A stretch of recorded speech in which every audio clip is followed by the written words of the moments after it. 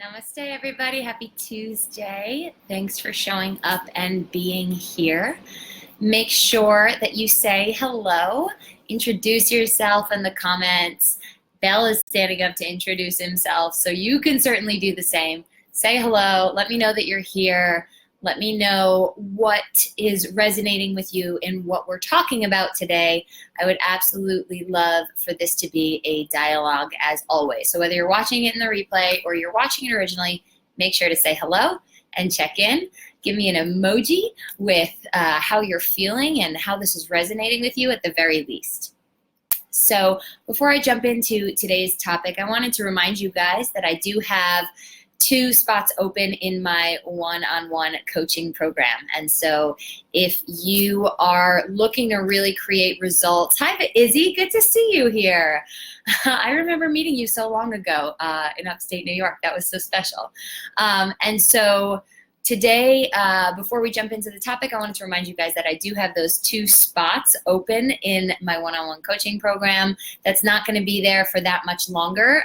So if you really want to make some serious headway in overcoming your anxiety and really just aligning with a life of mission and purpose and contribution and feeling good while you're doing all that, then make sure you sign up for a breakthrough session today so we can get some serious results before the end of the year. All right, cool. Now it is time for us to jump in. So Izzy and everybody else who's watching, continue to say hello and let me know kind of what comes up for you in this topic that we're talking about today. So we're talking about being basically a really self-conscious person, right? So somebody who's always worrying, how's this person thinking of me? What's this person judging me? What is this person going to say if I, what is this person going to do if I, how is this person going to feel if I, blah, blah, blah, blah, blah, right? So we battle a lot with these kinds of things in terms of trying to wonder what other people are thinking of us and doing for us. And a lot of times we end up holding ourselves back, right? So we end up saying or doing things or not saying or doing things just to please other people, just because we're scared of their reactions or we want to take care of their feelings or we're worried that they'll judge us in a certain way, which ultimately is probably not the most empowering choice to make, but most of us don't know any other alternative. So if you walk around as a self-conscious person, the first thing that I want you to know before I get into, I'm going to be teaching you guys a really great technique. So make sure you stay tuned for that technique.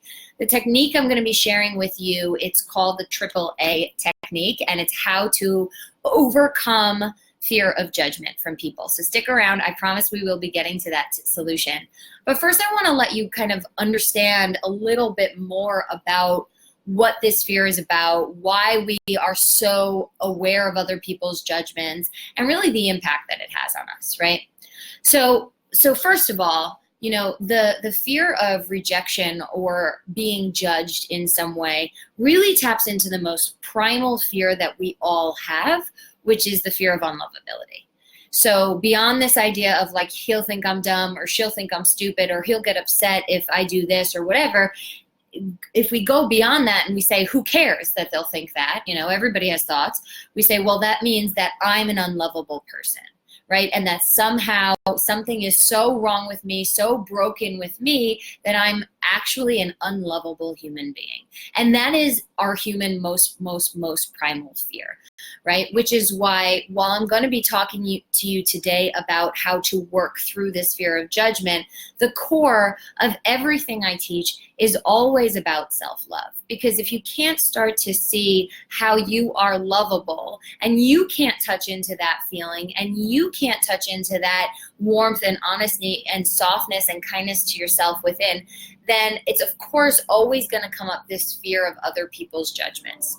So I wanted to start with that as a foundation to say, if you don't know how to practice self-compassion, if you don't know how to practice self-love, if you don't know how to create warmth inside of you when you're in the state of fear, then that is really where you need to start. And I have a bunch of meditations on my website and blogs. You can direct message me, put it in the comments if you want some more resources on that. And so I would love, I'd be happy to share those with you because that's the foundation of being able to work with all of this.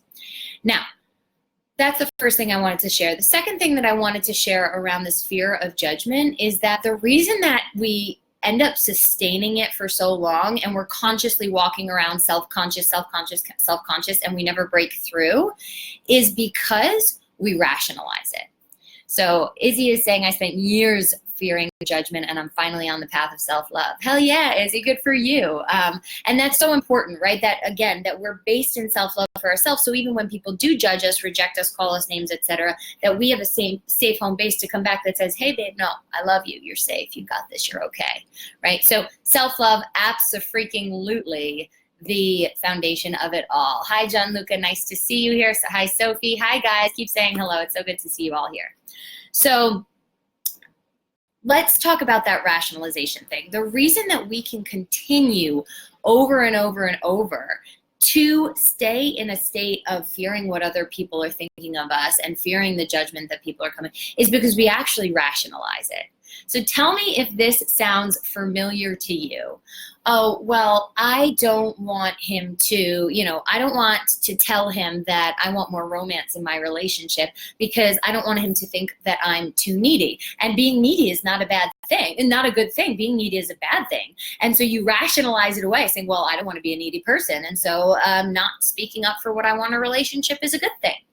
That's a rationalization, right? Or, well, I'm afraid if I start this business and I fail, then everybody's going to think I'm such a loser. And, I don't want to, I don't want people to think I'm a loser because I'm not a loser. And so I rationalize it away. I don't have to go and start that scary business that I'm wanting to start, right? So we come up with all of these rationalizations on why we shouldn't do the things or say the things to people that we're afraid that they'll reject us for. But these rationalizations, they have three terrible negative impacts on us, okay? So here's one of them. One of them is that they basically lock us into the fear even more, because what they do is they prove to us that we can't handle it. So for example, if I'm somebody who, I remember when I was living in India and I so deeply, desperately wanted my family to visit me in order to validate my massive life choices that I had made. And I kept telling myself, like, don't ask them. You're going to come off as needy. You're going to come off as desperate. You're gonna be a burden to them. You're gonna do all these things, right? And so I never asked them. I literally never put it forward that it's important to me that they came and visited me. Now, guess what? They never came and visited me. And so in my head, all that did was further develop the belief that, I am a burden, that they don't love me, that it's not that I shouldn't have asked that question because look, they clearly didn't want to come, right? So I got to just live in the fear even more of all of those negative things that I was thinking or worrying about with myself, because I never actually challenged the fear and spoke out against it. Right? So that's the first negative effect of all that rationalization and acting from a self-conscious place. The second negative effect is that it stops us from getting into solution mind, right? So if we say, well, I shouldn't, I have this, another big one of mine. I never talked to people. I never used to talk to people who inspired me, like who I wanted to be like, who I wanted to learn from, because I was like, they're going to find me boring. They're going to think I'm, they're not going to want to, I'm not going to have anything to say. And I'm afraid that they're going to judge me in that way. Right. And so when I just rationalize it as, well, I'm going to be a burden to this person, so I better not talk to them. I wouldn't want them to have to feel a certain way with my company. I just rationalized it and wrote it off. It stopped me from getting into the solution mindset, right? Whereas I could have shifted the question from not, should I do this, yes or no, based on whether or not they're going to judge me. I should have shifted it to, how can I do this in a way that feels safe for me, in a way that feels authentic to me, in a way that shields me from too much judgment at once, right? You move from saying, I can't do this because blah, blah, blah, blah, blah, to I can do this, how? What is the how? How can I do this in a way that slowly and surely feels safe to me, right? And so that's what you have to move from, I'm going to rationalize my no, into instead, how can I come up with a solution, right? And so then the third thing is that, of course, when we rationalize ourselves out of doing something where we fear being judged, we completely rob ourselves of being kind of surprised, right? So many times, I can't tell you, when I somehow got the courage to ask for something I wanted, even though I was afraid I was going to be a burden, or even though I was afraid people were going to think I was annoying, or even though I was going to be afraid I was going to be stupid. I mean, this is how I'll raise my hand, I'll ask the question, even though I think everyone's going to think I'm stupid. And then after that question, 9 people come up to me and they're like, thank God you asked that question. I was so confused. I had no idea what was going on, right? And I was surprised. Like, I got to surprise myself out of that fear that I was asking stupid questions or that people were going to think that I was stupid. I got to surprise myself out of that fear. And again, so if you never approach your fears, if you never approach the things and the people where you're afraid of judgment, then guess what? You are never going to be able to be surprised and find out that people are actually not judging you, which is most of the case. So that's how that rationalization, we write ourselves off like, I'm just being logical, I'm just being whatever, right? That's how it's robbing you of actually growing, because you don't ever get to learn new things. You never get into the solution mind. You never get surprised, okay? So this is why it's so important for us to stop being so self-conscious and start to do the things that we want to introduce my clients to in order to be able to actually move past this fear of rejection and judgment. So it's called this, it's basically called the triple A. And so the first A in this triple A formula is for admit. So this is the scariest part, but it is the most liberating part. So what I mean by admit is that you actually out loud to yourself and the other person from whom you're fearing judgment, admit that you are scared of that judgment, right? And so for example, I would say I'm getting so many hearts on this Instagram live right now. I love it that you guys are sending these my way. It's encouraging me so much. So thank you, everybody, even though I'm not stopping to acknowledge them all. I love it. I love it. Thank you so much. So let's talk about admitting, right? So I'm going to give a recent example of how I wanted one of my clients to show up more in our relationship, right? So she wasn't doing a lot of her homework. She wasn't doing a lot of the things that she was supposed to be doing. Now, I had a fear of saying, if I tell her that I want her to do more in our coaching relationship, she is going to think I'm too pushy. She's going to think I'm mean. She's not going to think I'm compassionate, right? And those are things that I value. Those are things that I stand for. Those are things that I try to be. And so, oh no, I'm afraid of judgment. I'm afraid she's going to judge me as a bad person, as an uncompassionate coach, as a whatever. So let me not do the thing. Right? And so that obviously wasn't helping, because it wasn't helping her get results. It wasn't helping me move past the fear. And so I just stayed stuck for a second in that fear. Now, the first step of moving out of that was to admit it. And so what I said to myself, and then I said to her is, hey, client name, listen, I see that you're not doing a lot of the homework that we've discussed. Now, I'm a little bit afraid of talking to you about this because I'm worried that I'm going to come off as an uncompassionate coach or as somebody who doesn't love you or accept you the way you are. And that's not true. I do love and accept you the way you are. And so but I'm really scared that I'm going to give you the opposite opinion here by expressing what do I want to express and by trying to push you further. But I just need to admit that fear to you before I go any further. So what does that do? It takes me out of the denial. It takes me out of the like shoving it deep somewhere in my body in order to get sick from this experience, right? And it just puts it on the table. And guess what happened? She responded back, well, you know, Caitlin, you don't have to be scared of that. Every single one of our sessions, you're filled with nothing but love and compassion and care and kindness and solutions. And, you know, I know that you love me. And of course I know that. And so me naming my fear of her judgment was enough for us to be able to move past that together. Right? And so you can use this admitting in tons of contexts, right? Like if you are saying like, okay, I want to ask for a promotion, but I'm afraid that, you know, my boss won't want to give it to me and then we're going to have a strained relationship between us, right? You specifically name that. You admit the fear. Hey, boss, I want to ask for a promotion or I want to talk about advancing my career, but I'm a little bit afraid that you're going to not give it to me and you're going to think that, you know, something bad about me and then we're going to have a bad relationship. I'm scared of that. I'm scared of that. And then your boss will have a chance to respond to you, right? And to say, hey, you don't have to be scared of that because we'll talk this through and blah, blah, blah, right? And so you own out loud your fear. Admit. That is the first A in the AAA formula. Okay, you admit it.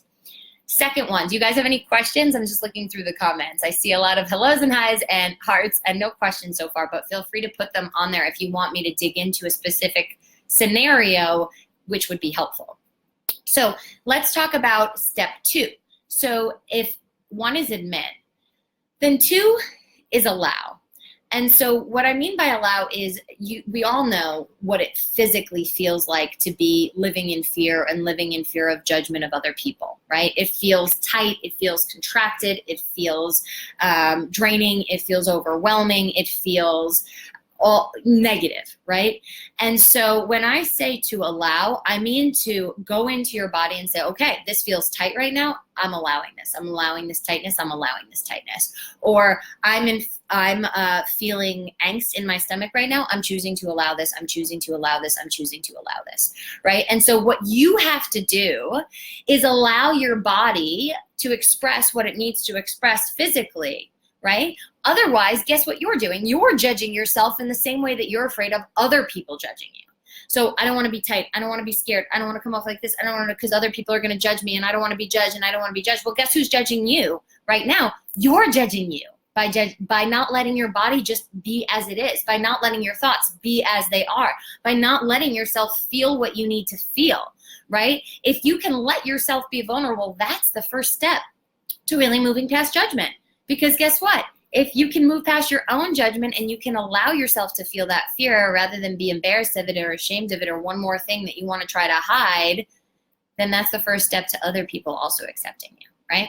So step number 1 is that you admit it, you talk about it out loud. Step number 2 is you just allow whatever's happening in your mind and your body to exist. And then the third step of this AAA process is acting anyway. So by that I mean, if you have a request that you want to make, or if you want to do something, or if you want to try something, or you want to say something, or you want to put something on social media, but you're afraid of how people will do it, to do it anyway and to act on it anyway. And so here's the difference between courage and cowardice.